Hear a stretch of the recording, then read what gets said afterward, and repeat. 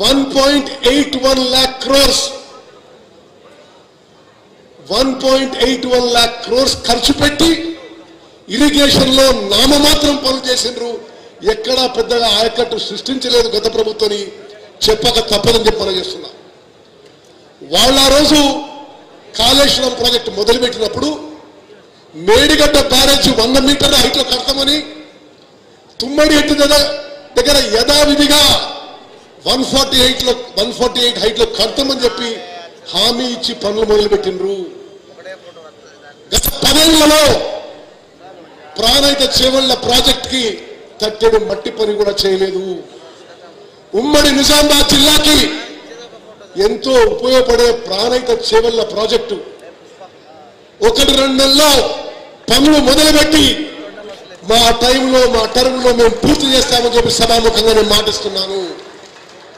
అదేవిధంగా మిత్రులారా, షబ్బీర్ అలీ గారు కోరినట్టుగా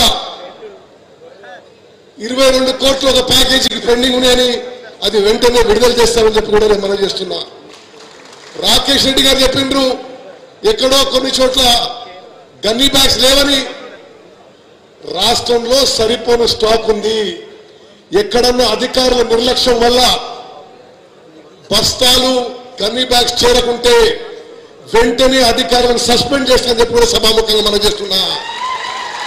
ఈ రాష్ట్రంలో ఏ ప్రొక్యూర్మెంట్ సెంటర్లో గన్నీ బ్యాగ్స్ కొరత అవ్వడానికి వీలు లేదు.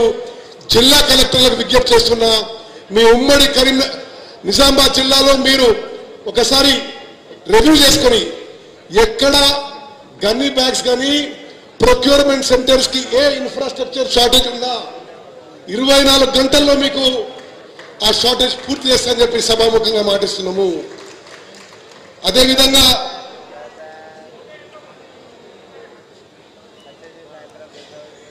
మరి మహేష్ గౌడ్ గారు వారి ఈ నిజాం సాగర్ ఎస్ఆర్ఎస్పి గురించి మాట్లాడారు. ఈరోజు సభాముఖంగా నేను మాటిస్తున్నా, నిజాం సాగర్ ఒక గొప్ప ప్రాజెక్ట్, గొప్ప చరిత్ర ఉన్న ప్రాజెక్టు. అసలు ఎవరు ఊహించని సమయంలో అంత పెద్ద మరి ఇరిగేషన్ ప్రాజెక్ట్ కట్టిన ఘనత ఆ రోజుల్లో పాలకులు. నిజాం సాగర్ ప్రాజెక్టు అదేవిధంగా ఎస్ఆర్ఎస్పి పూర్తి స్థాయిలో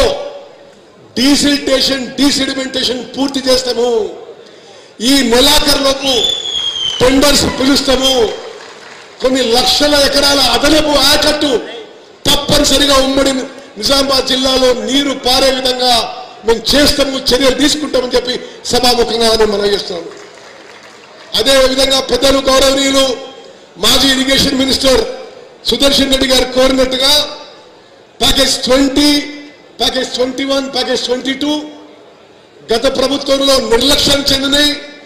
తప్పనిసరిగా పనులు చేపట్టి పూర్తి చేస్తామని చెప్పి కూడా సభాముఖంగా నేను మాటిస్తున్నా. అదేవిధంగా భూపతి రెడ్డి గారు కోరినట్టుగా మరి గుప్తా లిఫ్ట్ ఇరిగేషన్ స్కీమ్ లో కొన్ని బ్యాలెన్స్ వర్క్స్ ఉన్నాయన్నాడు. తప్పనిసరిగా అది కేవలం 2-3 కోట్లు అని చెప్పిండు. తప్పనిసరిగా అది పూర్తి చేస్తామని చెప్పి కూడా నేను మనం చేస్తున్నా. ఉమ్మడి నిజామాబాద్ జిల్లాలో ఫైనాన్షియల్ వయబిలిటీ ఉంది, టెక్నికల్ వయబిలిటీ ఉంటే మరి మీరు కోరినట్టుగా చెక్ డ్యామ్స్ కూడా మంజూరు చేస్తామని చెప్పి కూడా నేను మనం చేస్తున్నా. మిత్రులారా, మన ప్రభుత్వం, మన కాంగ్రెస్ ప్రభుత్వం మహేష్ గౌడ్ గారు చెప్పినట్టుగా రైతులు మీరు పెద్ద సంఖ్యలో మమ్మల్ని ఎన్నుకున్నందుకే మేము ఇక్కడ కూర్చున్నాం.